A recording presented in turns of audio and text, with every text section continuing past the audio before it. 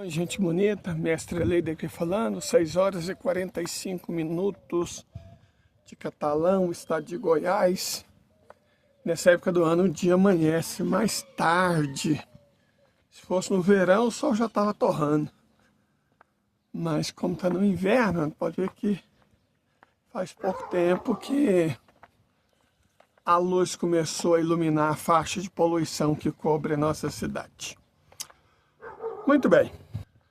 Enquanto a gente desce para aproveitar a promoção no preço do tomate, que está realmente imperdível, deixa eu comentar algumas coisas sobre a situação geopolítica. Mais tarde eu quero falar sobre economia. A coisa está bem desagradável nos Estados Unidos. Bastante. Mas agora eu quero falar em alguns aspectos militares. De um lado,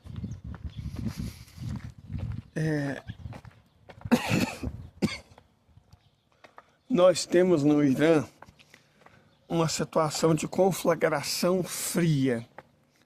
O que é essa situação de conflagração fria? Recentemente foi revelado, que os iranianos atacaram por 4 meses seguidos, praticamente todos os dias, algumas bases norte-americanas, mesmo não estando em guerra, no sentido lato da palavra.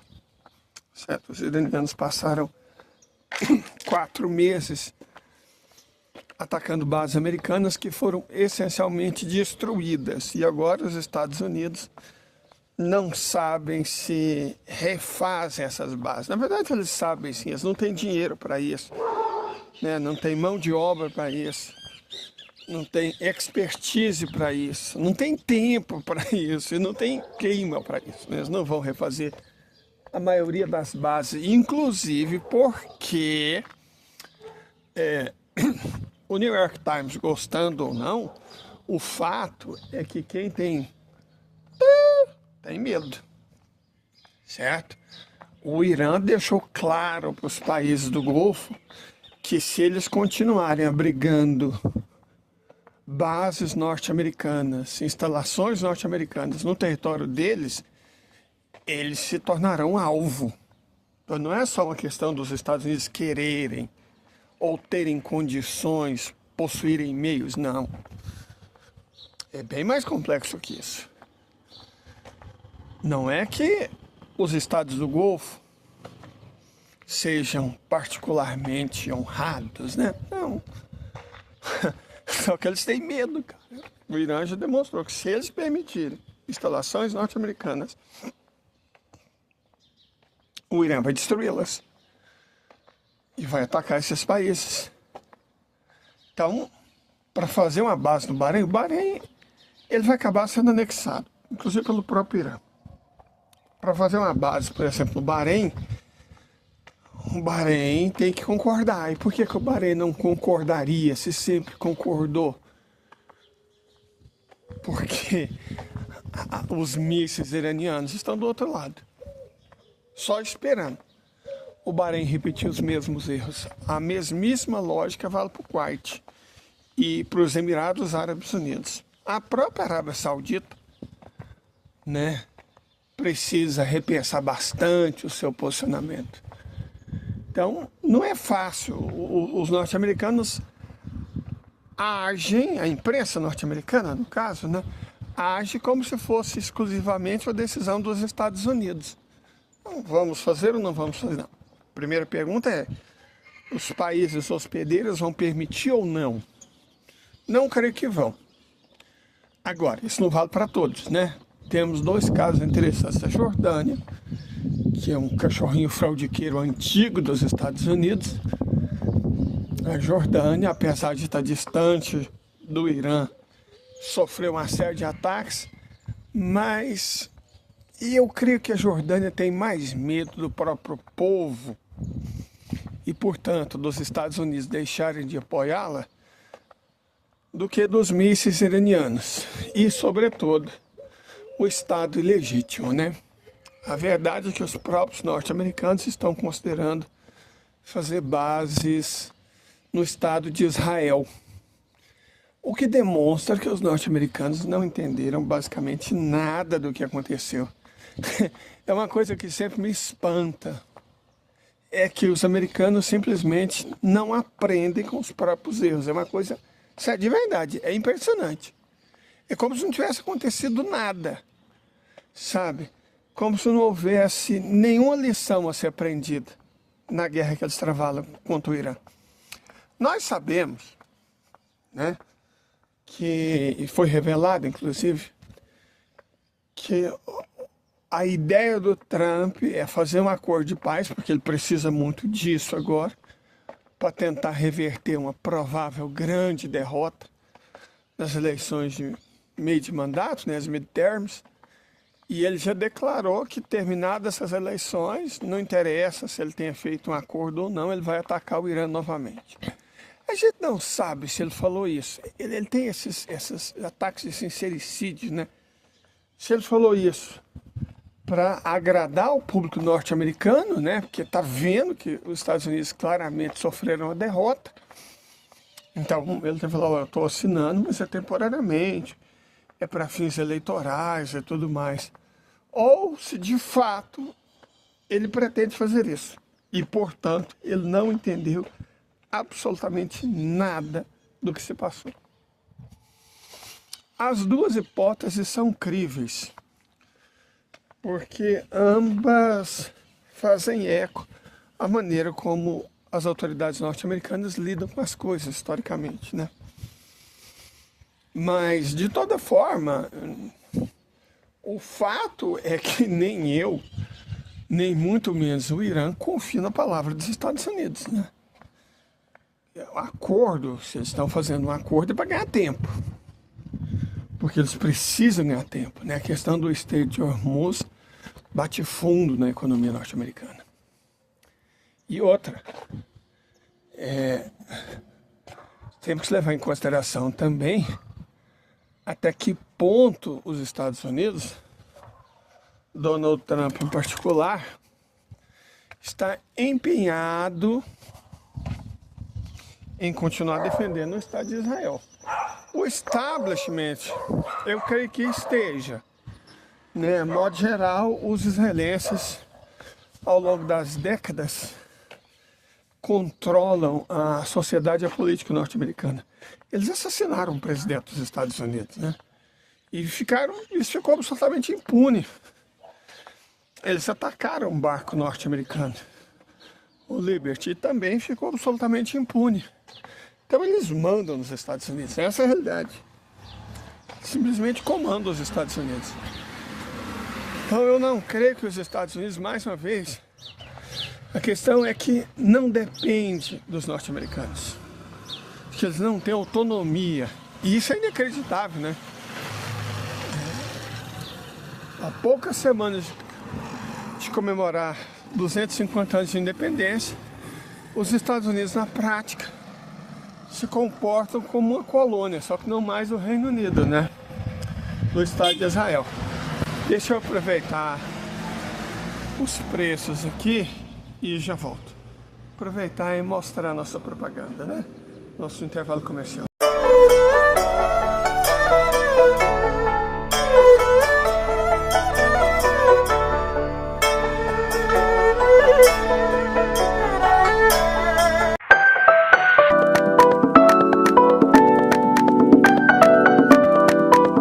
De R$50 que a gente faz para o fim de semana rendeu bem.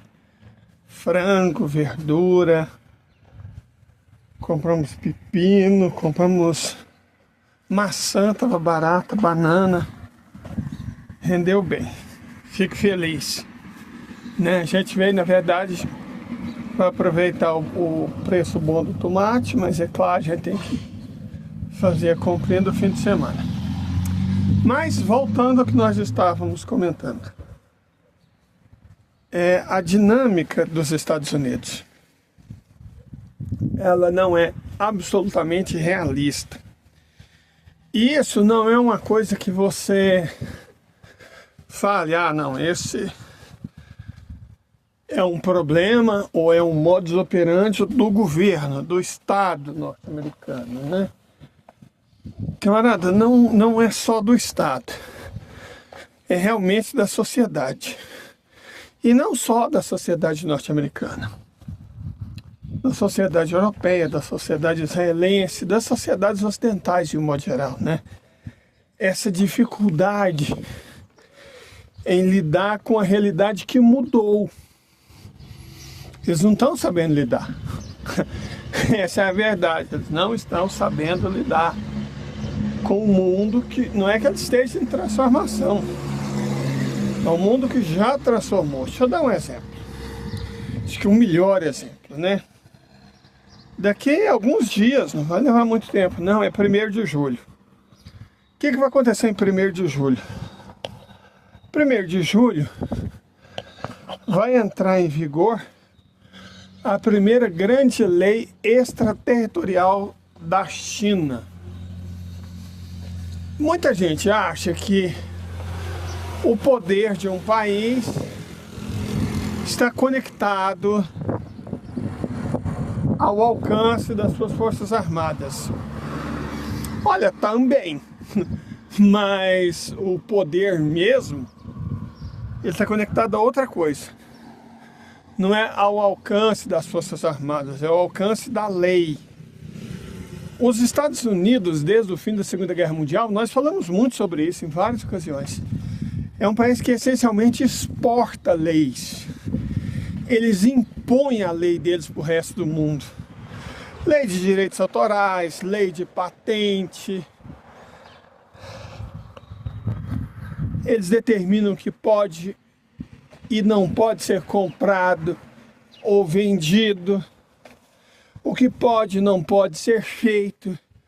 Com a ajuda das batatas morais da vida, eles inclusive exportam o conjunto de leis que eles acham corretos para o resto do mundo. Muito do que hoje se conhece como valores europeus, na verdade são valores do Partido Democrata. Tem nada a ver com valores europeus. São valores que o Partido Democrata impôs. E se eles impuseram as próprias leis na Europa, quanto mais em países como o Brasil, né? Em que você vê um punhado de atores nacionais brigando para ver quem é mais submisso aos interesses norte-americanos. Né? Muitas das nossas leis chamadas civilizatórias, na verdade não tem nada de civilização, né? Foram leis impostas pelos norte-americanos. Leis impostas. Olha lá, conquistas, avanços. Que conquista, cara? Quando a lei é imposta para você, isso não é uma conquista, isso é uma derrota.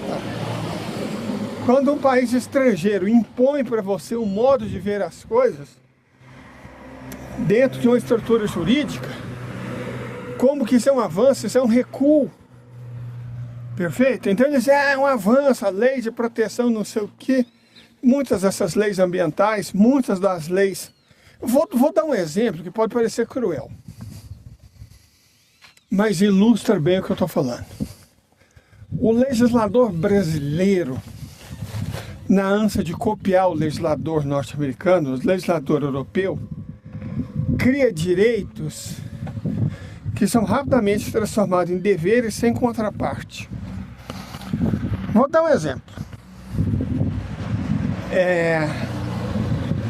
Leis que protegem os idosos. Quem é contra leis que protegem os idosos? Ninguém é contra leis que protegem os idosos. Todo mundo é favorável. Mas quem paga? Por exemplo, um idoso, se ele for internado, ele tem que estar obrigatoriamente na companhia de algum parente. Mas e se todos os parentes trabalharem? O parente vai perder o emprego? Para cumprir a lei? Leis de cuidado. Uma série de leis de cuidado parental. Você vai falar, nossa, mas isso é uma lei que protege, sei lá, idosos, crianças e não sei o quê. Tá, mas e as mulheres? Que efetivamente são as pessoas que arcam com o custo dessa proteção. Quem protege as mulheres que cuidam dos deficientes? Quem protege as mulheres que cuidam dos idosos? Quem protege as mulheres que são obrigadas a cuidar das crianças? Quem paga? Me explica. Então, você cria direitos para uns à custa de deveres para outros, e o legislador, reitero, na ânsia de agradar os Estados Unidos, na ânsia de agradar a Europa, não pensa quem paga o custo disso, que normalmente são as mulheres. Aí você fala, nossa, que valores, que legislação avançada. Por que a legislação é avançada? Porque ela copia a dos Estados Unidos? Porque ela copia da Europa, que copia dos Estados Unidos? Quantas leis o Brasil já não aprovou nas últimas décadas que são praticamente cópias de leis que valem na Europa e nos Estados Unidos? A própria batata moral, né? A lei que quer transformar antisionismo em antissemitismo, a lei que quer criminalizar críticas ao Estado de Israel, é uma lei que já foi imposta à marra, por exemplo, na Alemanha e no Reino Unido, e tem servido para prender milhares de cidadãos alemães e britânicos. A batata moral trouxe a lei, mudou só o idioma, né? Só o idioma é justificativa. Então os Estados Unidos têm imposto leis ao mundo inteiro há muito tempo. E agora a China resolveu fazer a primeira coisa, a mesma coisa, daqui a uns dias. Deixa eu só comprar um pão e eu explico isso com calma. Então vamos lá, o que a China vai fazer a partir de 1º de julho? Ela considerou crime em qualquer lugar do mundo atentar contra a unidade chinesa e promover a discórdia étnica. Traduzindo, sabe aquelas pessoas que ficam falando Free Tibet, ficam falando merda, ficam bostejando sobre Xinjiang, sobre os uigures, que ficam falando bosta sobre Taiwan? Então, agora elas estarão cometendo um crime sobre a lei chinesa. A China não vai atrás dessas pessoas, mas ela tem os registros. Postou merda na internet, postou bosta em rede social, ficou registrado. E aí um belo dia, né, você vai para Hong Kong, você vai para Macau, você vai para a própria China e esquece do que escreveu, sei lá, vamos dizer no futuro, 5 anos atrás, 10 anos atrás. Então, a China não esqueceu não. No momento em que você pisar em território chinês, você vai ser convidado a responder um processo. Bom, a vantagem é que as prisões chinesas são centros de reeducação, né? Então, pelo menos você vai ter 10 a 20 anos para aprender a costurar, né? 10 a 20 anos para poder costurar numa penitenciária chinesa. Dá para você aprender o idioma nesse tempo. Por que isso importa? Isso importa porque agora a China está fazendo a mesma coisa que os Estados Unidos. E muitas empresas vão ter que escolher se vão obedecer à lei norte-americana ou à lei chinesa. Qual mercado as empresas querem? A China é o maior importador mundial. As empresas realmente vão querer perder o mercado chinês? A China é o maior exportador mundial. As empresas vão realmente... Cara, o tanto que a indústria está avançando. As empresas vão realmente abrir mão de importar produtos chineses? Eu acredito que não. Então, pessoas, a imposição da lei extraterritorial é o que marca o surgimento de uma superpotência global. E a superpotência chinesa, nesse sentido, tem data de nascimento definida. Em 1º de julho. Tenha um bom dia.